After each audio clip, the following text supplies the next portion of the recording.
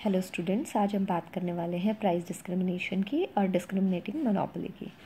Monopoly में price discrimination किसे कहते हैं? जहां पर आपका जो मोनोपोलिस्ट है वो सेम प्रोडक्ट के लिए यदि अलग अलग कंज्यूमर से अलग अलग प्राइस चार्ज करता है तो वो प्राइस डिस्क्रिमिनेशन की सिचुएशन कहलाती है। अब ये जो प्राइस डिस्क्रिमिनेशन है ये कितने तरीके से हो सकता है? तो काइंड्स ऑफ डिस्क्रिमिनेटिंग मोनोपोली। पहला है पर्सनल प्राइस डिस्क्रिमिनेशन, यानी कि जब मोनोपोलिस्ट चार्ज करता है डिफरेंट प्राइजेस डिफरेंट कंज्यूमर्स से तो उसको पर्सनल प्राइस डिस्क्रिमिनेशन कहते हैं।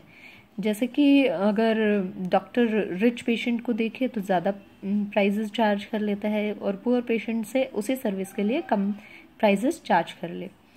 दूसरा है ज्योग्राफिकल प्राइस डिस्क्रिमिनेशन। जब मोनोपोलिस्ट अलग अलग एरिया में सेम गुड के लिए अलग अलग प्राइस चार्ज करता है तो उसे ज्योग्राफिकल प्राइस डिस्क्रिमिनेशन कहते हैं। और ऐसा कब पाया जाता है? ऐसा जब पाया जाता है जब इलास्टिसिटी जो है मार्केट्स में वो अलग अलग होती है। ज़्यादा इलास्टिक मार्केट में आप कम प्राइस चार्ज करते हैं और कम इलास्टिक मार्केट में आप ज़्यादा प्राइस चार्ज करते हैं। अब इसके लिए हमें पता होना चाहिए कि इलास्टिसिटी क्या होती है। इलास्टिसिटी ऑफ डिमांड, तो प्राइस इलास्टिसिटी ऑफ डिमांड की बात कर रहे हैं। यहाँ पर प्राइस इलास्टिसिटी ऑफ डिमांड कैसे कहेंगे? Percentage change in quantity demanded. किस चीज़ में चेंज आने के कारण? Percentage change in price. तो इसकी वैल्यू ग्रेटर देन 1 भी हो सकती है, इसकी वैल्यू लेस देन 1 भी हो सकती है। जब इसकी वैल्यू ग्रेटर देन 1 होती है तो ये इलास्टिक डिमांड कहलाती है और लेस देन 1 होगी तो इन इलास्टिक डिमांड कहलाएगी। यदि वैल्यू ग्रेटर देन 1 है, यानी इस चीज़ की वैल्यू ग्रेटर देन 1 है, इस चीज़ की वैल्यू ग्रेटर देन 1 कब आएगी? जब न्यूमिनेटर की वैल्यू ज़्यादा होगी, डिनोमिनेटर की वैल्यू कम होगी। फॉर एग्जाम्पल 4/2, तो वैल्यू कितनी आई? 2, विच इज़ ग्रेटर देन 1। और इस चीज़ इलास्टिसिटी की वैल्यू लेस देन 1, यानी इस चीज़ की वैल्यू लेस देन 1 कब आएगी? जब न्यूमिनेटर आपका छोटा होगा और डिनोमिनेटर आपका बड़ा होगा। यानी कि एग्जाम्पल के लिए न्यूमिनेटर वैल्यू 2 और डिनोमिनेटर की वैल्यू 4 ले ली तो कितनी वैल्यू आई? 0.5। तो ये कैसी है? Less than 1। अब जब इलास्टिसिटी ग्रेटर देन 1 है, हमने कहा न्यूमिनेटर हमारा बड़ा है, यानी कि चेंज इन क्वांटिटी डिमांड ज़्यादा है और आपका जो चेंज इन प्राइस है वो कम है। और जब इलास्टिसिटी लेस देन 1 है तो परसेंटेज उल्टा हो जाता है। परसेंटेज चेंज जो क्वांटिटी डिमांडेड में है वो कम है और प्राइस में चेंज ज़्यादा है। अब देखिए, यदि आप कहें कि यहाँ पर परसेंटेज चेंज इन प्राइस में कम है जब इलास्टिसिटी ग्रेटर देन 1 है, तो जब प्राइस कम चेंज होने के कारण आपकी क्वांटिटी में ज़्यादा चेंज आ जाए, यानी कि मान लीजिए मोनोपोलिस्ट थोड़ा सा प्राइस इंक्रीज करता है, ऐसे में आपकी क्वांटिटी बहुत ज़्यादा रिड्यूस हो जाती है तो मोनोपोलिस्ट के पास कोई इंसेंटिव नहीं बचता कि वो बहुत ज़्यादा हाई प्राइस चार्ज करे। ऐसे में प्राइस कैसा चार्ज किया जाएगा? लो। दूसरा, यदि प्राइस में चेंजेस ज़्यादा आ रहे हैं और क्वांटिटी में कम, यानी कि बहुत ज़्यादा प्राइस इंक्रीज करने के बाद भी क्वांटिटी में कोई खास फर्क नहीं पड़ता, क्वांटिटी कोई खास डिक्रीज नहीं होती, तो ऐसे में मोनोपोलिस्ट ज़्यादा से ज़्यादा प्राइस चार्ज करके ज़्यादा से ज़्यादा प्रॉफिट अर्न करना चाहेगा। फिर है price discrimination according to use. जब मोनोपोलिस्ट अलग अलग प्राइजेस चार्ज करता है यूज़ के अकॉर्डिंग तो वो price discrimination according to use कहलाता है। जैसे कि इलेक्ट्रिसिटी चार्जेस को ले लीजिए, डोमेस्टिक यूज़ के लिए उसके चार्जेस कुछ और होते हैं, जबकि इंडस्ट्रियल या कमर्शियल यूज़ करना हो तो उसके चार्जेस कुछ और होते हैं। तो यूज़ के अकॉर्डिंग अलग अलग चार्जेस चार्ज किए जाते हैं। फिर है कि कंडीशंस ऑफ प्राइस डिस्क्रिमिनेशन क्या क्या हैं या कब प्राइस डिस्क्रिमिनेशन पॉसिबल होता है। पहली चीज़, existence of monopoly. Monopoly exist करनी चाहिए। मोनोपोली मार्केट के अंडर ही आप केवल प्राइस डिस्क्रिमिनेट कर सकते हैं, क्योंकि मोनोपोली में सिंगल सेलर होता है, वही चीज़ों को प्रोड्यूस करता है, वही चीज़ों के प्राइस डिसाइड करता है। तो वो अपनी मर्जी से अलग अलग मार्केट या अलग अलग कंज्यूमर से अलग अलग प्राइजेस चार्ज कर सकता है। दूसरा, सेपरेट मार्केट, यानी कि अगर आप ज्योग्राफिकल बेसिस पर प्राइस को डिस्क्रिमिनेट करना चाहते हैं, यानी किसी एक हिस्से में कुछ और प्राइस लेना चाहते हैं, दूसरी जगह पर कुछ और प्राइस चार्ज करना चाहते हैं, तो आपके पास 2 अलग अलग मार्केट होनी चाहिए और दोनों मार्केट से तभी आप अलग अलग प्राइजेस चार्ज कर पाएंगे। ऐसा भी पॉसिबल नहीं होना चाहिए कि एक मार्केट से आप दूसरे मार्केट में चीज़ें ट्रांसफ़र कर पाएँ। अगर ऐसा पॉसिबल होगा तो जहाँ पर आपके लो प्राइजेज़ हैं वहाँ से आप चीज़ें खरीद कर हाई प्राइस वाली मार्केट में ट्रांसफ़र कर देंगे और ऐसे में प्राइस डिस्क्रिमिनेशन पॉसिबल नहीं हो पाएगा। तो मार्केट कम्प्लीटली सेपरेट होनी चाहिए। फिर है difference in elasticity of demand, यानी कि ये जो अलग अलग मार्केट हैं इनके इलास्टिसिटीज अलग अलग होनी चाहिए। अभी हमने थोड़ी देर पहले ही बात की थी कि इलास्टिसिटी अलग अलग होंगे तो क्या होगा, जहाँ पर इलास्टिसिटी कम है वहाँ पर मोनोपोलिस्ट ज़्यादा प्राइस चार्ज कर पाएगा, और जहाँ इलास्टिसिटी ज़्यादा है वहाँ पर वो कम प्राइस चार्ज कर लेगा। फिर है expenditure in dividing and sub dividing market to be minimum. अब हमने कहा कि मार्केट अलग अलग होना चाहिए, लेकिन उस मार्केट को अलग अलग बनाए रखने के लिए, अलग अलग डिवाइड करने के लिए, फर्दर सब डिवाइड करने के लिए जो एक्सपेंडिचर है वो कम से कम होना चाहिए। यदि ऐसा नहीं होगा तो एक्सपेंडिचर ज़्यादा होगा, तो ऐसा हो सकता है कि जो प्रॉफिट अलग अलग मार्केट में अलग अलग प्राइस चार्ज करके आप कमा रहे हैं उतना ही एक्सपेंडिचर आपको उन दोनों मार्केट्स को अलग करने में आए, तो ऐसे में प्राइस डिस्क्रिमिनेशन आपके लिए प्रॉफिटेबल नहीं रहेगा। फिर है production of commodity to order. यदि मान लीजिए कंज्यूमर एक कमोडिटी को ऑर्डर कर रहा है और ऑर्डर के बेसिस पर तैयार करवा रहा है, ऐसे में सेलर क्या कर सकता है, प्राइस डिस्क्रिमिनेशन कर सकता है। क्योंकि मान लीजिए वही चीज़ वो 5,000 रुपये में एक सोफ़ा सेट, एग्जाम्पल के तौर पर यहाँ दिया गया है कि सोफ़ा सेट को फर्नीचर मार्केट में 5,000 पर सीट के हिसाब से बेचा जाता था, लेकिन जब कंज्यूमर उसका पर्टिकुलर ऑर्डर देता है तो उस ऑर्डर को बनाने के लिए जो सेलर है वो कंपैरेटिवली ज़्यादा प्राइस चार्ज कर सकता है। फिर है लीगल सैंक्शन, यानी कि कई बार जो आपकी प्राइस डिस्क्रिमिनेशन है वो लीगली सैंक्शनड होती है। जैसे इलेक्ट्रिसिटी बोर्ड के केसेस में हम बात कर रहे थे कि डोमेस्टिक यूज़ के लिए आप कुछ और प्राइस चार्ज करते हैं, जबकि कमर्शियल यूज़ के लिए आप कुछ और प्राइस चार्ज करते हैं, क्योंकि गवर्नमेंट के थ्रू आपको ये सैंक्शन की गई है।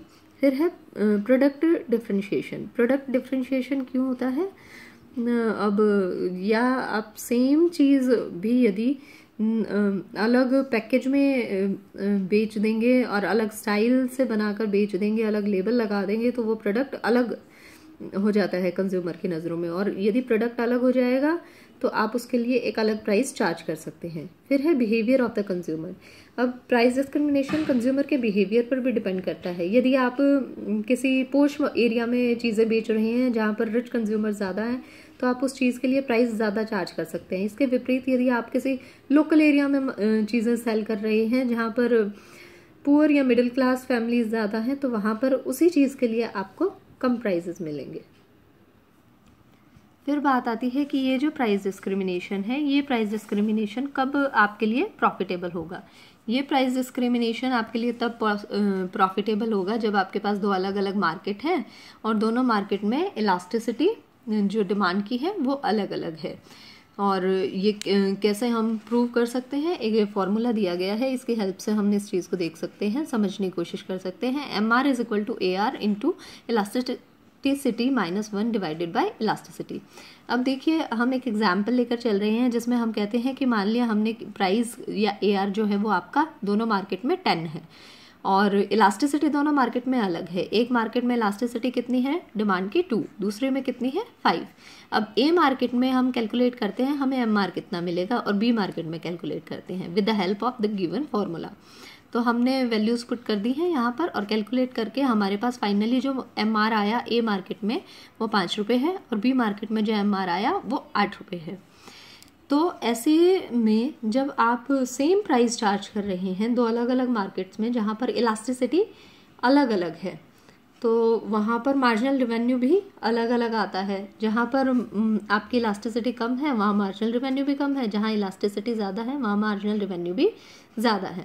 अब ऐसे में जो आपका मोनोपोलिस्ट है उसके लिए क्या प्रॉफिटेबल है कि वो A मार्केट में, क्योंकि उसे मार्जिनल रेवेन्यू कम मिल रहा है, तो वहाँ से चीज़ें निकाल ले और कहाँ बेचे, B मार्केट में, जहाँ पर उसको मार्जिनल रेवेन्यू ज़्यादा मिल रहा है। क्योंकि यहाँ से यदि वो 1 यूनिट निकाल कर यहाँ बेचेगा तो उसको 5 रुपये का लॉस हो रहा है, लेकिन उसी यूनिट के लिए उसको यहाँ पर 8 रुपये मिल रहे हैं, तो ओवरऑल उसको 3 रुपये का फ़ायदा हो रहा है। तो ऐसे में मोनोपोलिस्ट लगातार क्या करेगा, A मार्केट से चीज़ें निकालकर B मार्केट में बेचता चला जाएगा।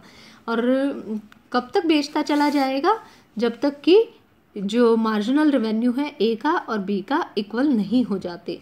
क्योंकि अगर इक्वल नहीं होंगे तो जिस मार्केट में ज़्यादा मार्जिनल रेवेन्यू है मोनोपोलिस्ट उसे मार्केट में चीज़ों को बेचेगा। तो जहाँ पर मार्जिनल रेवेन्यू इक्वल हो जाएंगे वहाँ पर दोनों चीज़ों को मार्केट में बेचना बंद हो जाएगा।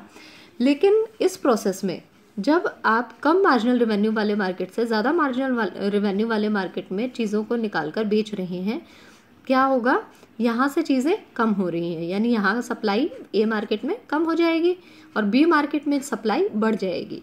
तो ए मार्केट में जो चीज़ों के प्राइस हैं वो बढ़ जाएंगे और बी मार्केट में जो चीज़ों के प्राइस है वो कैसे हो जाएंगे, कम हो जाएंगे।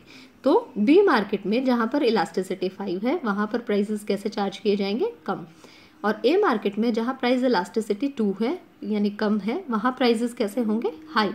तो जहाँ पर अलग अलग इलास्टिसिटी है वहाँ पर मोनोपोलिस्ट के लिए क्या प्रॉफिटेबल है कि जहाँ पर कम इलास्टिसिटी है वो ज़्यादा प्राइस चार्ज कर सकता है, और जहाँ कम इलास्टिसिटी है वो जहाँ ज़्यादा इलास्टिसिटी है वो वहाँ पर कम प्राइस चार्ज कर सकता है। तो ऐसे में डिफरेंट मार्केट में जब दो अलग सेपरेट मार्केट हैं और इलास्टिसिटीज़ अलग अलग हैं तो अलग अलग प्राइस चार्ज करना मोनोपोलिस्ट के लिए प्रॉफिटेबल है। फिर हम बात करते हैं कि प्राइस और आउटपुट डिटर्मिनेशन किस तरीके से होगा या इक्विलिब्रियम कहाँ पर होगा जब प्राइस डिस्क्रिमिनेट करेगा मोनोपोलिस्ट। अब हमें क्या करना है, प्राइस और आउटपुट डिसाइड करना है किस सिचुएशन में, जहाँ पर आपका जो मोनोपोलिस्ट है वो प्राइस डिस्क्रिमिनेट कर रहा हो। तो हमने देखा कि प्राइस डिस्क्रिमिनेशन कब पॉसिबल होता है, जब दो अलग अलग मार्केट्स होती हैं और दोनों मार्केट्स में इलास्टिसिटी अलग अलग होती हैं। और ऐसे में प्राइस डिस्क्रिमिनेशन के लिए आपको क्या करना पड़ता है, दो मार्केट में अलग अलग मार्जिनल रेवेन्यू यदि मिल रही हो सेम प्राइस पर तो आप चीज़ों को ट्रांसफ़र करते चले जाते हैं। और कब तक ट्रांसफ़र करते हैं, जब तक दोनों मार्केट का जो मार्जिनल रेवेन्यू है वो इक्वल नहीं हो जाता। तो क्या कंडीशन है आपकी पहली, कि आपके लिए दोनों मार्केट्स में मार्जिनल रेवेन्यू इक्वल होना चाहिए इक्विलिब्रियम में, यदि प्राइस डिस्क्रिमिनेशन में आप होना चाहते हैं या मैक्सिमम प्रॉफिट अर्न करना चाहते हैं। दूसरी कंडीशन क्या है इक्विलिब्रियम की, MRMC अप्रोच से हमें पता है कि हम कहाँ पर चीज़ों का प्रोडक्शन करेंगे, जहाँ पर MR और MC इक्वल होंगे। तो पहली कंडीशन से मिला कि MR1 और MR2 इक्वल होने चाहिए। दूसरी कंडीशन कहती है कि MRMC इक्वल होने चाहिए। तो MR1 MR2 दोनों इक्वल हैं और MR1 MR2 किसके इक्वल होने चाहिए, MC के इक्वल होने चाहिए। इसी चीज़ को अब हम फर्दर डायग्राम की हेल्प से समझने की कोशिश करते हैं। ये ए के लिए मार्केट स्ट्रक्चर के लिए हमने डायग्राम है, ये बी के लिए है और ये ओवरऑल मार्केट के लिए है। हम मानकर चल रहे हैं आपके लिए दो मार्केट हैं, ए और बी। तो ऐसे में ए के लिए हमने AR कर्व MR कर्व बना लिए, बी के लिए AR और MR कर्व बना लिए। देखिए जब इलास्टिसिटी का चैप्टर पढ़ते हैं तो हमें पता चलता है कि जैसे ही आपके डाउनवर्ड स्लोपिंग कर्व्स हैं वहाँ पर इलास्टिसिटी कम है, और यदि आपके स्ट्रेट की बजाय थोड़े फ्लैटर कर्व्स मिलेंगे तो वहाँ पर इलास्टिसिटी ज़्यादा होगी। तो ए मार्केट में इलास्टिसिटी कम है, बी मार्केट में इलास्टिसिटी ज़्यादा है। फिर ये A+B यानी दोनों मार्केट्स के समेशन से हमें मिला। तो दोनों मार्केट के समेशन से हमने क्या निकाला, MR कर्व। MR कर्व कैसे निकला, ये देखिए आप यदि ध्यान से देख सकते हैं तो ये जो पॉइंट है यहाँ, ये जो पॉइंट है इस पॉइंट तक बी मार्केट का MR कर्व नहीं था। तो हम कौन से मार्केट का MR कर्व लेंगे, ए मार्केट का MR कर्व। और MR कर्व ए मार्केट का कैसा है, स्ट्रेट, खड़ा, सीधा। तो सीधा MR कर्व बना दिया। फिर हमने समेशन किया, इस पॉइंट के बाद आपका बी मार्केट का भी MR कर्व शुरू हो गया है, ए मार्केट का भी MR कर्व है। तो ये सीधा MR कर्व था ये मार्केट के लिए, लेकिन इसमें क्या जुड़ जाएगा, फ्लैटर कर्व जुड़ जाएगा बी मार्केट का। तो इस पॉइंट के बाद दोनों का सम होने के बाद हमारे पास MR कर्व कैसा आएगा, फ्लैटर। फिर हमने MC कर्व बना लिया कोई, टोटल MC आपके पास कितनी है उसके बेसिस पर। फिर मार्केट में हम कहाँ पर प्रोड्यूस करेंगे, वहाँ जहाँ पर इक्विलिब्रियम होगा MRMC इक्वल होंगे। MRMC दोनों ई पॉइंट पर इक्वल हैं, तो वहाँ से नीचे की तरफ लाइन ड्रॉ करके हमारे पास टोटल आउटपुट आ गया जो मोनोपोलिस्ट प्रोड्यूस करेगा OQ। और यहाँ से आप यदि लाइन ड्रॉ करते हैं तो यहाँ से आप प्राइस डिसाइड कर पाएंगे कि और आउटपुट डिसाइड कर पाएंगे कि कितना किस मार्केट में प्राइस चार्ज किया जाएगा और कितना आउटपुट बनाया जाएगा OQ से। अब हमने OQ आउटपुट और ये इक्विलिब्रियम से इधर की तरफ एक हॉरिजॉन्टल लाइन ड्रॉ करी, स्ट्रेट लाइन। ये लाइन क्यों ड्रॉ करी, क्योंकि हमने सिंप्लिसिटी के लिए यहाँ पर AR और MR कर्व ही लिए थे, हमारे पास MC कर्व नहीं था। और हमने कहा था कि हमारी दूसरी कंडीशन में कि फर्स्ट मार्केट का MR इक्वल होना चाहिए दूसरे मार्केट के MR के इक्वल होना चाहिए टोटल मार्केट मार्जिनल कॉस्ट के, टोटल MC के। तो टोटल MC को रिप्रेजेंट करती हुई ये लाइन है, और ये लाइन हमें बताएगी कि A मार्केट में कहाँ प्रोड्यूस होगा, B मार्केट में कहाँ प्रोड्यूस होगा। तो MC को रिप्रेजेंट कर रही है ये लाइन, और MR आपका A मार्केट के लिए ये है। MR MC दोनों इस पॉइंट पर काट रहे हैं, तो मार्केट A में कितना आउटपुट बनेगा, नीचे की तरफ लाइन ड्रॉ करके आ जाएगा OA आउटपुट। इस मार्केट में OA आउटपुट बन रहा है, इसके लिए कितना प्राइस चार्ज किया जाएगा। यदि इस लाइन को आप ऊपर की तरफ एक्सटेंड करेंगे तो एवरेज रेवेन्यू से आप इधर की तरफ लाइन ड्रॉ करेंगे, ये आपको क्या दिखाएगा, प्राइस। इस ध्यान रखिए इस एक्सिस पर हम क्या लेकर चल रहे हैं, प्राइस, कॉस्ट और रेवेन्यू। तो A मार्केट में OA आउटपुट बनेगा, और OA आउटपुट के लिए आप कितना प्राइस चार्ज करेंगे, OP1। इसी तरीके से B मार्केट में ये लाइन MC को रिप्रेजेंट कर रही है, हम कह रहे हैं यहाँ से आती है, तो MC को MR कहाँ काट रहा है, B मार्केट में, इस पॉइंट पर लाइन सीधी ड्रॉ कर दी। इस लाइन से हमें क्या मिला, OB आउटपुट बना रहा है B मार्केट में, और OB आउटपुट B मार्केट में है जो वो बेचा जाएगा, और उस मार्केट में जो प्राइस चार्ज किया जाएगा वो AR कर्व से ले लेंगे, यानी OP2। A मार्केट में OA आउटपुट बेचा जा रहा है, B मार्केट में OB आउटपुट बेचा जा रहा है। A मार्केट में प्राइस है OP1, B मार्केट में प्राइस है OP2। तो जो टोटल आउटपुट था आपका OQ जो प्रोड्यूस किया गया, उस OQ में से OA A मार्केट में बेचा गया, OB B मार्केट में बेचा गया। A मार्केट में प्राइस OP1 था, B मार्केट में प्राइस OP2 था। तो हमें यही डिसाइड करना था कि कहाँ पर हम इक्विलिब्रियम में होंगे, कितना आउटपुट प्रोड्यूस करेंगे, और उस आउटपुट को अलग अलग मार्केट्स में कितने कितने हिस्से में बेचेंगे और किस किस प्राइस पर बेचेंगे। फिर इसी श्रेणी में एक और बात जो रह जाती है वो है डिग्रीज ऑफ प्राइस डिस्क्रिमिनेशन। जब डिग्रीज ऑफ प्राइस डिस्क्रिमिनेशन की बात करते हैं तो 3 डिग्री मिलती हैं, फर्स्ट, सेकेंड एंड थर्ड। और third degree comparatively real life में देखने को मिलती है, जहाँ पर आप मार्केट को 2 हिस्सों में या 3 हिस्सों में बांट सकते हैं और अलग अलग प्राइजेस चार्ज कर सकते हैं। सेकेंड डिग्री की बात करें तो वहाँ पर मार्केट को आप अलग अलग यूनिट्स के लिए आप अलग अलग प्राइस चार्ज कर सकते हैं। मान लीजिए पहली 10 यूनिट्स आपने जो बेची उसके लिए कुछ और प्राइस चार्ज किया, अगली 10 यूनिट जो बेची आपने उसके लिए आपने प्राइजेस कंपैरेटिवली कम चार्ज किए, अगली 10 यूनिट बेचेंगे तो कम चार्ज करेंगे।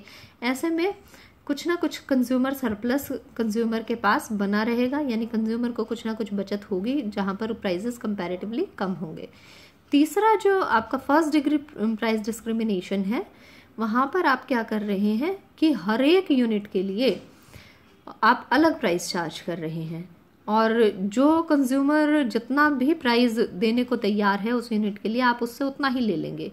तो हाईएस्ट प्राइस जो कंज्यूमर विलिंग है देने को, आप यदि हर एक यूनिट के लिए उतना ही कंज्यूमर से चार्ज कर लेते हैं तो कंज्यूमर के पास किसी तरीके का कोई सरप्लस नहीं बचता। तो देखिए जैसे जैसे हम रिवर्स मोड में जा रहे हैं, यानी थर्ड से सेकंड, सेकंड से फर्स्ट डिग्री की तरफ, वैसे वैसे चीज़ें रियल लाइफ में कम देखने को मिलती हैं, और वैसे वैसे आप बात करें तो आपका जो कंज्यूमर सरप्लस है वो डिक्रीज होता चला जाता है। थर्ड डिग्री में आप 2 या 3 हिस्सों में मार्केट को बांटकर 2 या 3 प्राइजेस चार्ज कर सकते हैं। सेकंड डिग्री में आप कंपैरेटिवली ज़्यादा प्राइजेस 5, 6, 7 प्राइजेस चार्ज कर सकते हैं। लेकिन फर्स्ट डिग्री में तो आप हर एक यूनिट के लिए जो कंज्यूमर देना चाहता है वो कंप्लीट प्राइस चार्ज करते हैं। तो कंज्यूमर सरप्लस थर्ड डिग्री से फर्स्ट डिग्री की तरफ जाते हुए डिक्रीज हो रहा है, और प्राइजेस आपके जो अलग अलग चार्ज करते हैं वो बढ़ते जा रहे हैं।